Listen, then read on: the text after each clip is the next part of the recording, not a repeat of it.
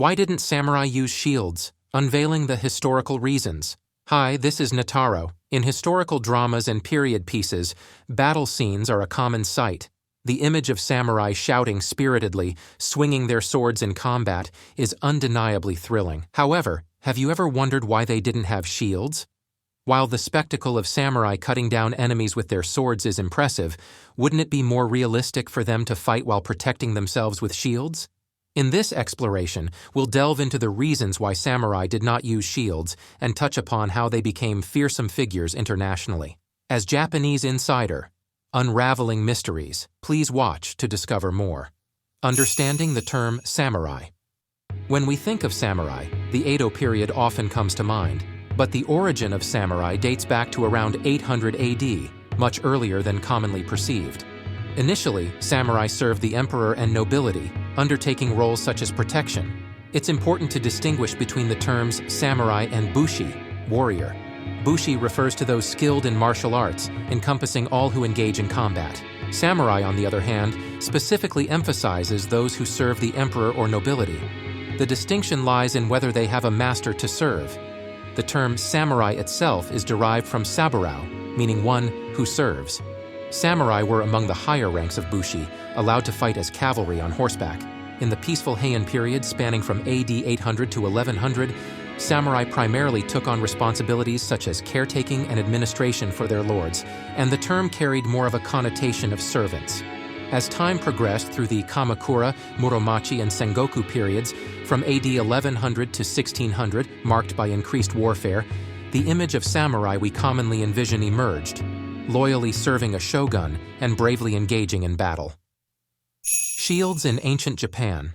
The samurai's fighting style often conjures images of dynamic swordplay, but in medieval Europe, knights were pictured wielding a sword in one hand and a shield in the other. So why did samurai, who also handled swords, forego shields? In fact, shields were used in Japan in the past. This historical practice extends back to approximately 13,000 years ago, where shields were confirmed to exist and were employed as protective gear during hunting or conflicts with rival tribes. Shields came in two main types: handheld shields for personal defense, and larger shields placed on the ground for more extensive coverage. Shields of this era were crafted from wood with overlapping boards and reinforced with straps, showcasing significant development. By the 5th century, shields made of iron or bronze also emerged. These shields were not only used in combat, but also featured in rituals, as depicted in remains where organizers are illustrated holding shields or haniwa, clay figures, with shields are abundantly placed around tumuli. Why did shields fall out of use? Despite the potential for further advancement, shields gradually disappeared from the scene, especially from the Heian period onward. There are primarily three reasons why samurai ceased using shields. Firstly, the main weapons of samurai were often designed for two-handed use. While European swords could be wielded with one hand, Japanese katana, designed for slicing rather than thrusting, required two hands for effective use. Even in scenes from period dramas where samurai confront large groups, notice that they often wield their swords with both hands rather than gracefully swinging them with one hand. It's said that the renowned swordsman Miyamoto Musashi could dual wield, but this required exceptional strength, making it a challenging feat for the average warrior.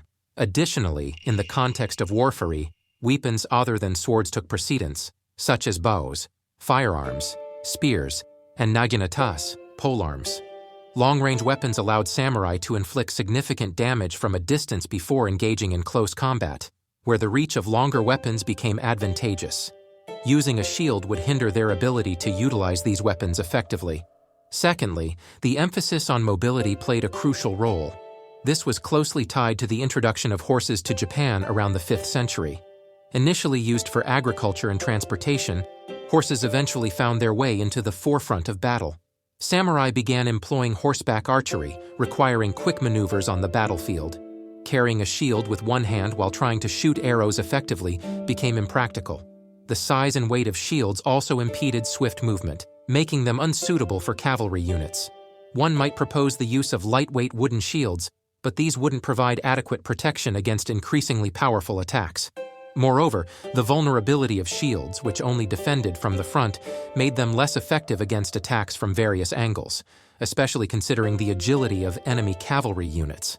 The third reason ties into the evolution of armor, particularly during the Warring States period. When picturing warlords from this era, one imagines them adorned in elaborate, robust armor and helmets. Although shields obstructed one hand, armor was deemed essential for protection. The development of armor in ancient Japan can be traced back to the 8th to 13th centuries. Armor, including the large o-yoroi, covered the entire body, providing comprehensive defense. Notably, the substantial do chestplate safeguarded both front and back, and the kabuto, helmet, shielded the face. This offered more versatility compared to the limitations of a shield primarily defending from the front. Intriguingly, the large sleeves known as osode played a role similar to shields. These sleeves, extending from the shoulders to the elbows, could be turned forward to deflect arrows, a testament to the adaptability of armor components in providing defense.